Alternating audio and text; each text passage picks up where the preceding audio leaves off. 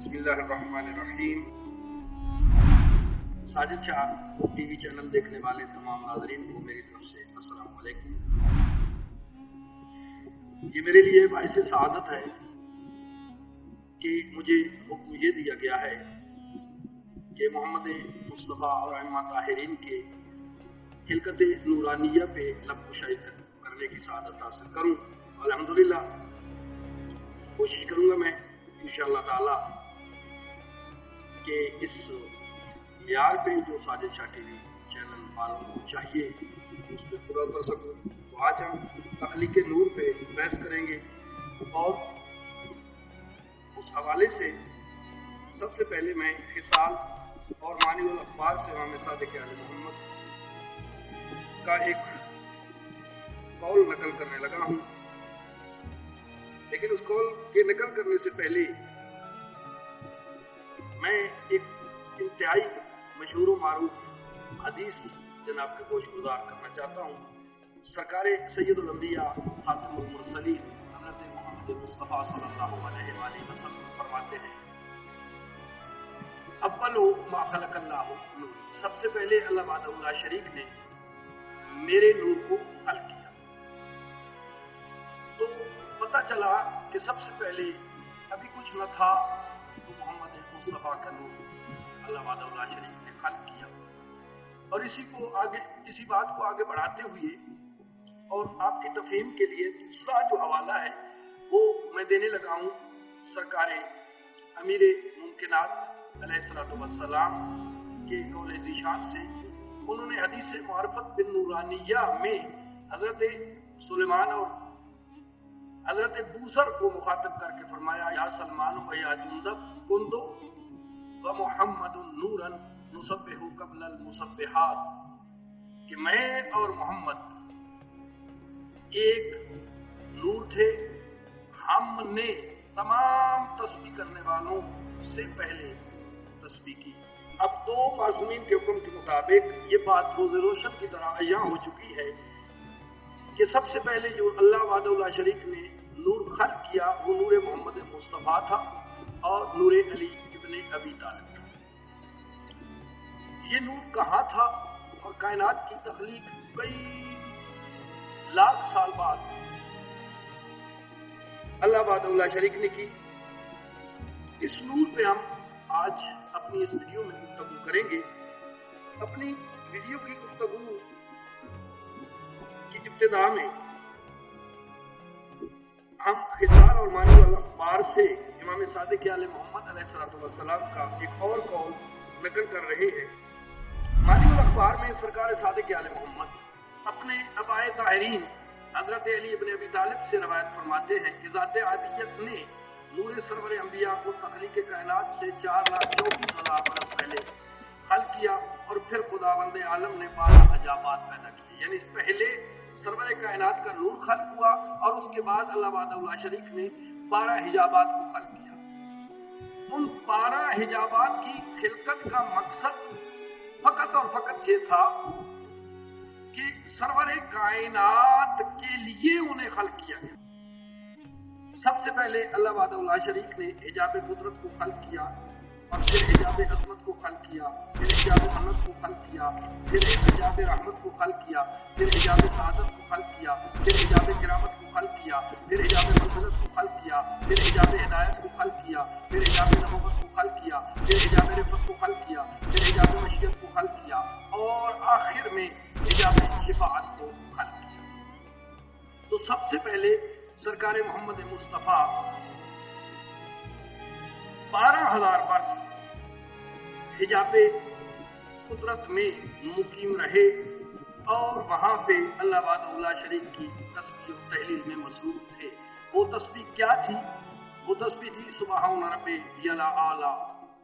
سب سے اول جس ذات مقدسہ نے تسبیح کی وہ محمد مصطفیٰ کا نور مقدسہ۔ تو کیوں حجاب قدرت میں رکھا؟ سوال یہ پیدا ہوتا ہے۔ اور حجاب قدرت کے اسرار اور رموز کیا ہیں؟ تو سب سے پہلے ہم اللہ وحدہ لا شریک کی قدرت کو سمجھیں گے۔ یاد رکھ لیں ناظرین کہ ہر نبی، جتنے بھی انبیاء کا سلسلہ چلا ہے آدم سے لے کے سرکار عیسیٰ تک، ہر نبی اللہ پہ دلیل لے کے آیا،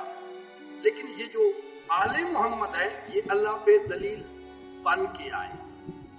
اللہ پہ دلیل لے کے آنے والے اور ہیں، اور اللہ پہ دلیل بن کے آنے والے اور ہیں۔ انشاءاللہ اس پہ مزید مفصل گفتگو بھی کسی پروگرام میں کی جائے گی، لیکن آج چونکہ موضوع میرا حجاب قدرت ہے، حجاب قدرت میں رکھنے کی وجہ کیا ہے، تو ہم اللہ کی قدرت کو کلام مقدس سے سمجھنے کی کوشش کریں گے۔ تو سب سے پہلے ہم اللہ وحدہ لا شریک کی قدرت کو اس آیت کے حوالے سے دیکھنے کی سعادت حاصل کریں گے۔ اللہ وحدہ لا شریک اپنے کلام مقدس میں ارشاد فرما رہے ہیں، اَن یشاء یذھبکم ایھا الناس ویأتی بآخرین وکان اللہ علی ذلک قدیر۔ اگر وہ چاہے تو تمہیں نیست و نابود کر دے اور تمہاری جگہ دوسرے انسانوں کو لا کھڑا کرے، اور اللہ ہمیشہ سے ایسا کرنے پر قدرت رکھتا چلا آ رہا ہے۔ تو میرے محترم سامعین، ہر نبی اللہ کی قدرت کا قصہ سناتا رہا ہے، لیکن عملاً اللہ کی طاقت کا مظاہرہ اور اللہ کی طاقت کا اظہار سوائے محمد مصطفیٰ کی ذات پاک کے علاوہ کسی نے نہیں کیا۔ آپ لوگ سوچ رہے ہوں گے کہ یہ کیسے ممکن ہے۔ میرے محترم، میں دلیل کے طور پر آپ حضرات کے سامنے سورہ القمر کی ابتدائی آیات پیش کرنے لگا ہوں۔ تو سورہ قمر کا ابتدائی اقتربت الساعۃ وانشق القمر وإن يروا آیۃ یعرضوا ویقولوا سحر مستمر وکذبوا واتبعوا آباءهم وکل امر مستقر۔ قیامت کا وقت قریب آ گیا اور چاند پھٹ گیا،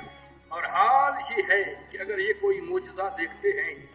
تو روگردان ہو کر کہا کرتے ہیں یہ تو ایسا جادو ہے جو ہمیشہ سے پھیلتا اور سرایت کرتا چلا آ رہا ہے۔ کچھ لوگ سرکار محمد مصطفیٰ صلی اللہ علیہ وآلہ وسلم کی خدمت میں حاضر ہوئے۔ تو آگے بڑھنے سے پہلے یہ آپ ذہن میں رکھیے گا جو میں نے پہلی آیت پڑھی ہے، اگر وہ چاہے تو تمہیں نیست و نابود کر دے، اور اگر تمہاری جگہ دوسرے انسانوں کو لا کھڑا کرے، اور اللہ ہمیشہ سے ایسا کرنے پر قدرت رکھتا ہے، یعنی اللہ کی قدرت یہ ہے کہ وہ چاہے تو نیست و نابود کر دے۔ تو اسی قدرت کے اظہار کے لیے یہ واقعہ انشق القمر پیش آیا۔ کچھ لوگ سید الانبیاء کے پاس آتے ہیں اور کہتے ہیں کہ ہم آپ کو اللہ کا نبی تب مانیں گے جب آپ اس چاند کو دو ٹکڑے کر دیں۔ اب سید الانبیاء چونکہ رحمت کل بن کے آئے تھے، اور اللہ وحدہ لا شریک نے سید الانبیاء کو حجاب رحمت میں رکھا ہی اسی لیے تھا تاکہ اس کی رحمت کا اظہار کر سکے۔ تو اب سید الانبیاء نے تھوڑا سا توقف کیا اور سوچا، لیکن وہ ذات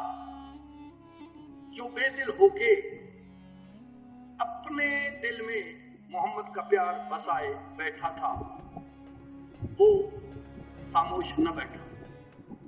اور اس نے وحی کی کہ انگلی کا اشارہ کرو۔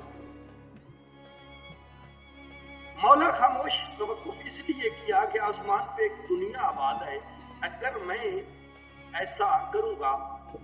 تو چاند پہ وہ دنیا غرق ہو جائے گی، چاند جب دو ٹکڑے ہوگا۔ اب ان کا مطالبہ کیا تھا؟ مطالبہ یہ تھا کہ چاند دو ٹکڑے ہو اور ایک ٹکڑا آپ کی دائیں بغل سے، ایک ٹکڑا آپ کی بائیں بغل سے گزرے، اور دائیں بغل والا کعبہ کی چھت پہ جا کے ٹھہر جائے، اور بائیں بغل والا ٹکڑا کوہ ابو قبیس، ابو قبیس ایک قبیلہ تھا جس کے نام سے ایک پہاڑ معروف تھا مکہ میں، دوسرا کوہ ابو قبیس کی چوٹی پہ جا کے ٹھہرے، وہ کہتے ہیں پہاڑ، ابو قبیس ایک قبیلے کا نام ہے، یہ ذہن میں رکھیے گا۔ ایک پہاڑ پہ جا کے ٹھہرے اور دوسرا دائیں بغل والا خانہ کعبہ کی چھت پہ جا کے ٹھہرے۔ تو سرکار نے یہ سوچا کہ یہ تو پھر چاند چھوٹا ہو جائے گا، اور جب چھوٹا ہو جائے گا تو جو اس میں مخلوق آباد ہے وہ تباہ و برباد ہو جائے گی، تو میں کائنات کے لیے رحمت بن کے آیا ہوں، تو میری رحمت کا یہ تقاضا ہے کہ میں یہ معجزہ شق القمر نہ کروں۔ بس توقف کیا، اللہ کا حکم آیا، چونکہ رسول معظم کے بارے میں قرآن مقدس کی سورہ نجم میں آیت موجود ہے کہ ما ینطق عن الہویٰ ان هو الا وحی یوحیٰ، کہ میرا حبیب اتنے تک نطق نہیں کرتا جب تک کہ میری وحی نہ آ جائے۔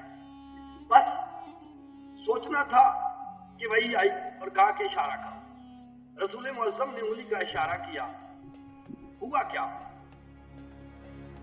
چاند دو ٹکڑے ہو گیا، ایک محمد مصطفیٰ صلی اللہ علیہ وآلہ وسلم کی دائیں بغل سے گزرا، اتنا چھوٹا ہوا کہ دائیں بغل سے گزرا، اور دوسرا بائیں بغل سے گزر کے ایک ٹکڑا کوہ ابو قبیس کی چوٹی پہ، اور دوسرا ٹکڑا خانہ کعبہ کی چھت پہ جا کے ٹھہرا۔ اب آپ سوچ رہے ہوں گے کہ اس واقعہ سے سورہ قمر کے ابتدائی آیات کا کیا تعلق ہے؟ تو اس کا تعلق یہ ہے کہ قیامت کہتے ہی اسے ہیں جہاں زندگی کے آثار ختم ہو جائیں وہاں قیامت آ جائے۔ تو چاند پہ چونکہ قیامت بپا ہو چکی تھی، محمد مصطفیٰ کے انگلی کے ایک اشارے سے جو وہاں پہ آبادی تھی، جو وہاں پہ زندگی تھی، وہ ختم ہو چکی تھی، اس پہ قیامت بپا ہو چکی تھی۔ جب چاند سکڑا تو جسم سے جسم ٹکرائے اور جسم نابود ہو چکے تھے، جسم برباد ہو چکے تھے، جسم ختم ہو چکے تھے۔ اس لیے میں نے اس آیت کو پیش کیا، اور اس آیت کو اللہ وحدہ لا شریک نے قیامت سے تعبیر کیا، وَاِقْتَرَبَتِ السَّاعَةُ وَانشَقَّ الْقَمَرُ، اور فرمایا کہ قیامت قریب آ گئی اور چاند دو ٹکڑے ہو گیا۔ اور اس کی دلیل یہ ہے کہ جو سب سے پہلے انسان چاند پہ گیا تھا، تو جب وہ واپس آیا تو اس نے چاند سے کچھ مٹی اٹھائی، اس مٹی کی ریسرچ ہوئی، جب ریسرچ ہوئی تو اس ریسرچ نے یہ بتایا کہ چاند بنجر ہے، اور بنجر کہتے ہی اسے ہیں کہ جہاں پہ پہلے آبادی ہو۔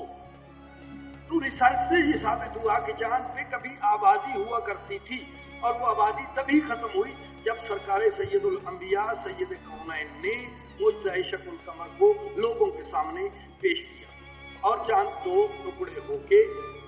ایک کوہ ابو قبیس کی چوٹی پہ اور دوسرا خانہ کعبہ کی چھت پہ جا کے ٹھہرا۔ اب یہ معجزہ دیکھنا تھا کہ ابو جہل نے تالی پیٹی اور کہا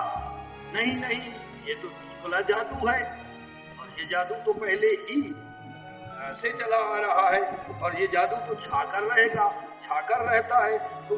اسی کے ان الفاظ کو اللہ وحدہ لا شریک نے ان الفاظ میں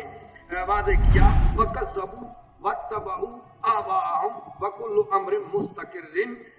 کہ یوں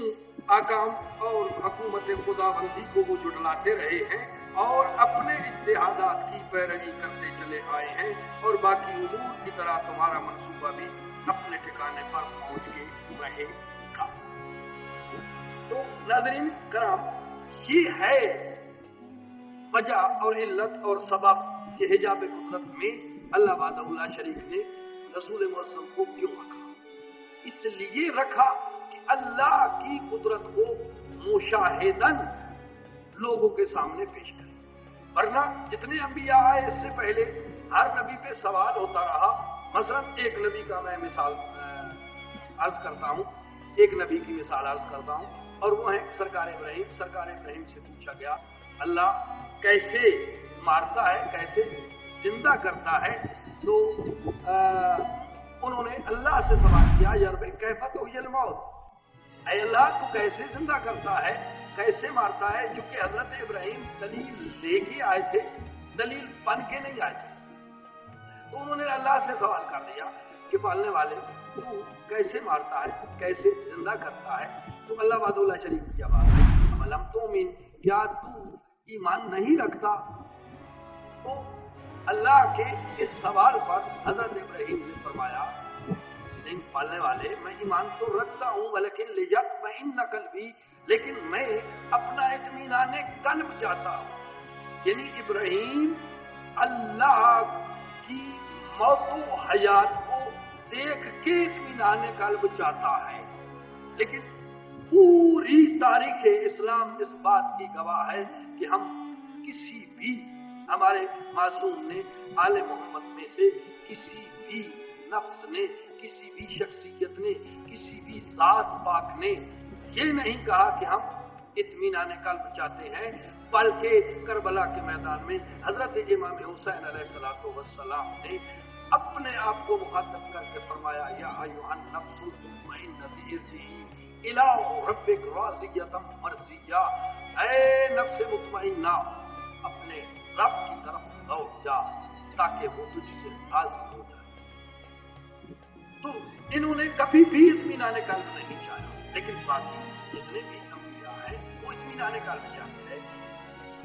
تو قصہ مختصر یہ ہے کہ اللہ وحدہ لا شریک نے قرآن کا واقعہ ہے، ابراہیم سے یہ فرمایا کہ تم ایسا کرو، 4 قسم کے پرندوں کو پکڑو، ان کا قیمہ کرو، ان کے سار اپنے ہاتھوں میں رکھو، ان کا قیمہ کر کے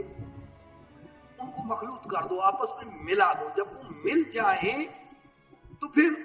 ان میں سے چھوٹے چھوٹے حصے کر کے 4 پہاڑوں پہ رکھ دینا اور مختلف نسل کے پرندے پکڑنا۔ تو سرکار نے ایسا ہی کیا، اور پھر سرکار نے بلایا، جب سرکار ابراہیم نے بلایا تو جو گوشت جس پرندے کے ساتھ تھا وہ اسی کے ساتھ آ کے اڑتا ہوا مل گیا اور پرندہ سالم ہو گیا۔ تو ابراہیم کو یہ یقین کامل ہو گیا کہ اللہ ہر شے پہ قادر ہے، لیکن اللہ نے محمد مصطفیٰ کو پہلے ہی حجاب قدرت میں رکھ کے اپنی تمام کی تمام قدرتیں تفویض کر کے کائنات میں بھیجا تاکہ انہیں پوچھنے کی ضرورت نہ پڑے کہ تو کیسے زندہ کرتا ہے، کیسے تو جلا بخشتا ہے، کیسے تو زندگی عطا کرتا ہے، کیسے تو موت عطا کرتا ہے، اس لیے کہ محمد مصطفیٰ کائنات کے نبی ہیں اور کائنات میں ہر شے کے نبی ہیں۔ ہر وہ شے جو شے ہے وہ اللہ کی تسبیح کرتی ہے۔ الم تری ان اللہ یسبح للہ ما فی السماوات و ما فی الارض، کہ اے میرے حبیب تو نے دیکھا نہیں کہ ہر شے جو زمین و آسمان میں ہے وہ اللہ وحدہ لا شریک کی تسبیح کرتی ہے۔ تو الم تری کے الفاظ سے پکارنا اس بات کی دلیل ہے کہ جب کوئی بھی شے تسبیح کر رہی ہوتی تھی تو محمد مصطفیٰ موقع پہ موجود تھے اور وہ تسبیح سن بھی رہے ہوتے تھے، اور کیوں نہ سنیں جبکہ اول ما خلق اللہ نوری، اللہ نے سب سے پہلے محمد مصطفیٰ کو خلق کیا، اور بقول امیر ممکنات کے اللہ وحدہ لا شریک کی جتنی بھی تسبیحاں ہو رہی ہیں سب سے پہلے تسبیح محمد و علی نے کی، اور ان جتنی بھی تسبیح کنندگان ہیں، جتنی بھی تسبیح کرنے والے ہیں، ان سب نے ان سے سن کے تسبیح کی۔ تو اسے ہم سورہ بنی اسرائیل کی اس آیت سے لیں گے، ام من شیء یسبح اللہ وبحمدہ، کہ جو شے ہے وہ اللہ کی تسبیح کرتی ہے۔ تو بہار الانوار میں سرکار محمد مصطفیٰ صلی اللہ علیہ وآلہ وسلم سے پوچھا گیا، ایک سائل نے سوال کیا کہ جب ہر شے تسبیح کرتی ہے تو انہیں کوئی تسبیح سکھانے والا بھی ہوگا، تو انہیں تسبیح سکھائی کس نے؟ تو محمد مصطفیٰ نے مسکرا کے فرمایا ام من شیء یسبح اللہ وبحمدہ الا بتعلیمی وبتعلیم علی ابن ابی طالب، کہ ہر شے اللہ کی تسبیح کرتی ہے، اسے تسبیح یا میں نے سکھائی یا علی ابن ابی طالب نے سکھائی۔ تو میرے محترم ناظرین، یہ اول مخلوق ہے اور اللہ وحدہ لا شریک نے ان کو اول اس لیے پیدا کیا تاکہ وہ اس کی پہچان کا ذریعہ بنائے۔ تو انہی الفاظ کے ساتھ دعا کے ساتھ کہ مالک کائنات ساجد شاہ ٹی وی چینل کو دن دگنی رات چگنی ترقی عطا فرمائے،